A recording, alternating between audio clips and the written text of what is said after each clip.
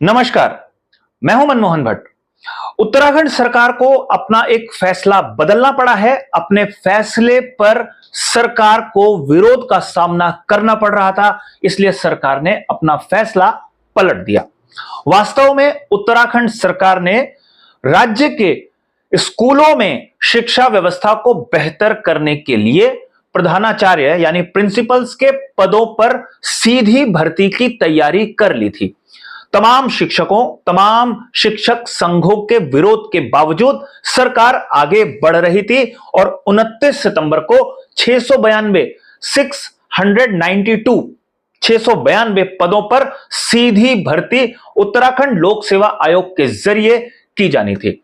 राजकीय शिक्षक संघ, जो सबसे बड़ा संघ है शिक्षकों का, वो राज्य सरकार के इस फैसले के विरोध में खड़ा था। राज्य सरकार से उसकी लगातार बातचीत हो रही थी, वो अपना विरोध लगातार जता रहा था और सरकार इस पर बहुत गंभीरता के साथ ध्यान नहीं दे रही थी। सरकार का तर्क था कि स्कूलों में बेहतर प्रशासनिक व्यवस्था बनाए जाने की जरूरत है और इसके लिए सीधी भर्ती की आवश्यकता है।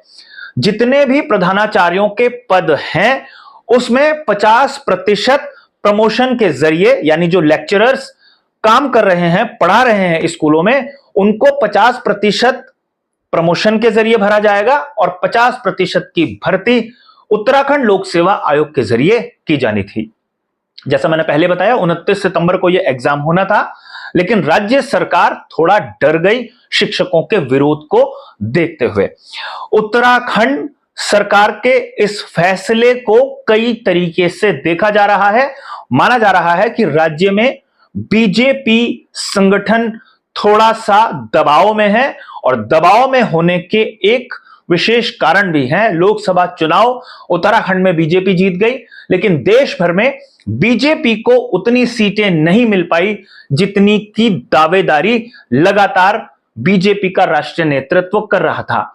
और उत्तराखंड में बीजेपी 5 सीटें जीत जरूर गई, लेकिन जिस मार्जिन से 2019 में बीजेपी जीती थी, उतना मार्जिन 2024 के लोकसभा चुनाव में बीजेपी को नहीं मिला, उतनी बढ़त नहीं मिली।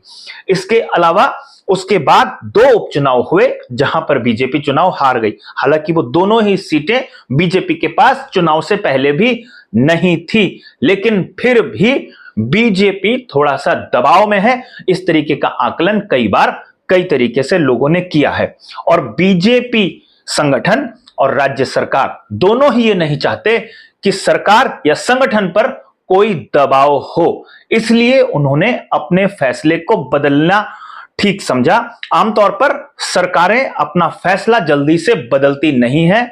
फैसले लेने से पहले गंभीरता के साथ मंथन होता है और डॉक्टर धन सिंह रावत, जो शिक्षा विभाग की कमान संभाले हुए हैं लंबे समय से, वो लगातार आगे बढ़ रहे हैं अपने फैसलों पर। चाहे वो शिक्षकों की भर्ती है, चाहे वो शिक्षा व्यवस्था में दूसरे नए प्रयोग करने की बात हो, कई प्रयोग करके उन्होंने देखे हैं और ये एक नया प्रयोग करने की कोशिश धन सिंह रावत का मंत्रालय कर रहा था। मुख्यमंत्री पुष्कर सिंह धामी ने भी उसको अपनी सहमति दे दी थी, लेकिन शिक्षा व्यवस्था में बदलाव होता, प्रशासनिक व्यवस्था जो है स्कूलों की, उसमें बदलाव होता, उससे पहले ही तमाम शिक्षक विरोध में आ गए और उसके बाद उन्होंने अपना दम दिखाया। राज्य सरकार थोड़ा सा दबाव में आ गई।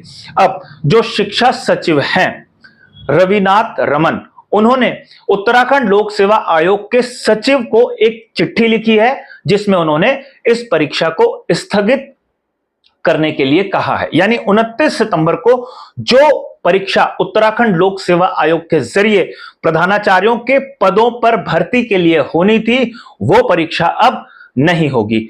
शिक्षक संघ तो इस फैसले से खुश है, लेकिन निराशा उन लोगों में होगी, उन शिक्षकों में हो सकती है, उन युवाओं में हो सकती है जो इन पदों पर सीधी भर्ती के लिए लंबे समय से अपनी तैयारियां कर रहे थे। जैसे मामला नैनीताल हाई कोर्ट में भी पहुंच गया था और राज्य सरकार को यह भी डर था कि एक तरफ शिक्षकों का विरोध या सीधा सीधा कह लीजिए वोट बैंक प्रभावित हो सकता है और दूसरी जो समस्या है वो नैनीताल हाईकोर्ट अगर कोई और फैसला सुना देता उससे भी राज्य सरकार की किरकिरी हो सकती थी, इसलिए इस फैसले को बदलना ही ठीक समझा।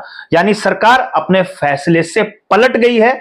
देखना यह होगा कि भविष्य में किस तरीके से शिक्षा व्यवस्था में, शिक्षा की जो प्रशासनिक इकाई है उसमें अमूलचूल परिवर्तन करने के राज्य सरकार प्रयास करती है।